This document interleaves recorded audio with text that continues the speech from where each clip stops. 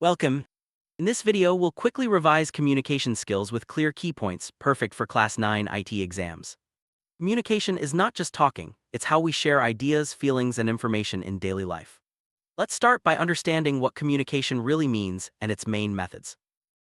Communication is the process of sharing information, ideas, thoughts, and feelings between two or more people. It's a two-way street that involves both sending and receiving messages. Think about the last time you had a conversation with a friend or sent an email at work. Both are forms of communication. The goal is always to make sure your message is understood as you intended. Good communication helps build relationships, solve problems, and avoid misunderstanding. Now, let's look at the main types of communication you'll encounter. Verbal communication is all about using words, either spoken or written, to convey your message. This includes face-to-face conversations, speeches, telephone calls, letters, and emails. When you talk to someone or write a note, you're using verbal communication. It's the most direct way to share information, but it relies on clear language and good listening skills. Remember, both speaking and writing are part of verbal communication. Next, let's see how we communicate without words. Nonverbal communication doesn't use words at all. Instead, it relies on body language, facial expressions, gestures, posture, eye contact, and even the tone of your voice. For example, a smile can show friendliness, while crossed arms might signal discomfort. Nonverbal cues often reveal our true feelings and attitudes, sometimes even more than words do. Being aware of these signals can help you understand others better and express yourself more clearly. Let's move on to another important type, visual communication.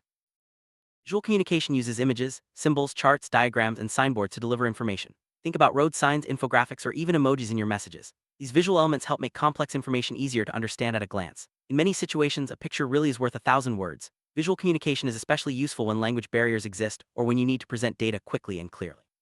Now let's see how all these types fit together in the communication cycle. Communication cycle explains how a message travels from one person to another. It's a step-by-step process that ensures information is shared and understood. The cycle starts with the sender, who creates and encodes the message. The message is then sent through a chosen channel like speech or email to the receiver. The receiver decodes or interprets the message and responds with feedback. This feedback lets the sender know if the message was understood. Effective communication happens when this cycle is complete. Let's break down each element of the cycle. Every communication starts with a sender, the person who has something to share. The sender decides what information, idea, or feeling they want to communicate. This is called the message. For example, if you want to invite a friend to a party, you are the sender and your invitation is the message. It's important for the sender to be clear about what they want to say to avoid confusion. Next, the sender needs to encode the message. Coding is the process of turning your thoughts or information into words, symbols, or gestures. This step is crucial because the way you encode your message affects how well it will be understood. For example, you might choose simple language for a child or use technical terms with a colleague. The goal is to make your message as clear as possible for your intended audience. Once the message is encoded, it's ready to be sent through a channel. Channel is the medium you use to send your message. It could be a face-to-face conversation, a phone call, an email, or even a text message. The choice of channel depends on the situation and the urgency of your message. For example, urgent news is often shared in person or by phone, while less urgent information might be sent by email. Selecting the right channel helps ensure your message is received and understood as intended.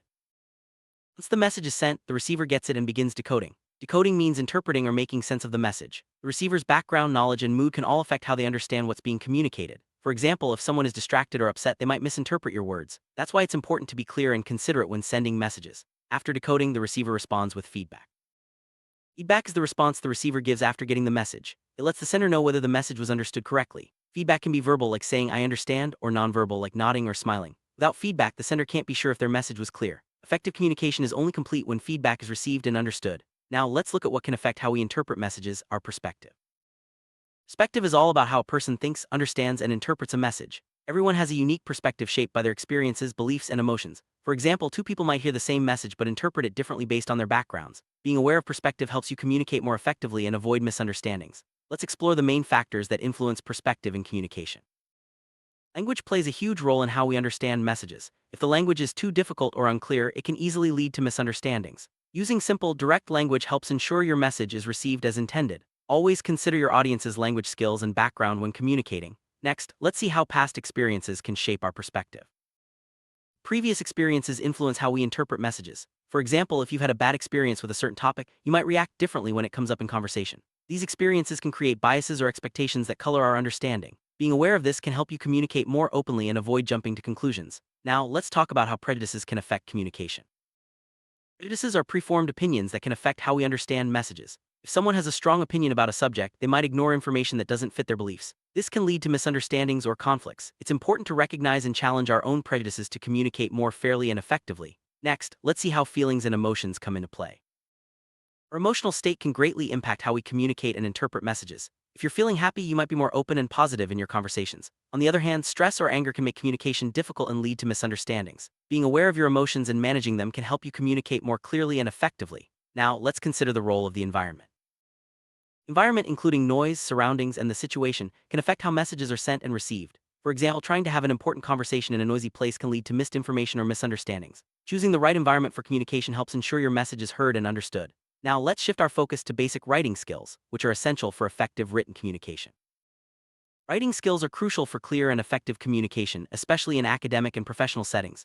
Good writing helps you express your ideas accurately and ensures your message is understood. Whether you're writing an email, a report, or an essay, strong writing skills make a big difference. Let's look at the key components of effective writing, starting with words and phrases.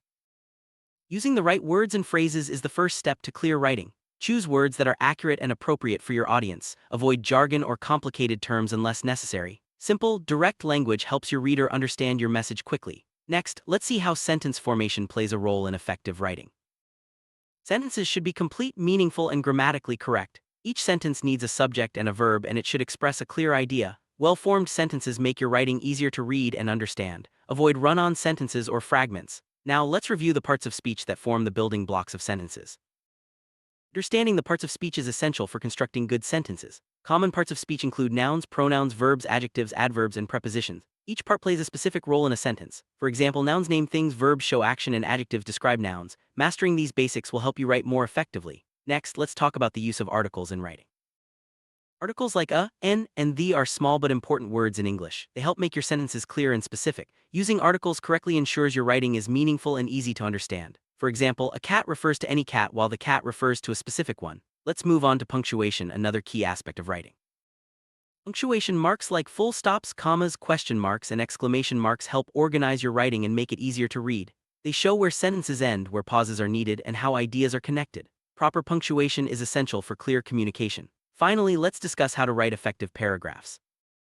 Paragraph is a group of related sentences that explain one main idea clearly. Good paragraphs start with a topic sentence followed by supporting details. Keeping your paragraphs focused and organized helps your reader follow your ideas easily. Practice writing clear paragraphs to improve your overall communication skills. Let's wrap up with a quick summary of what we've learned today.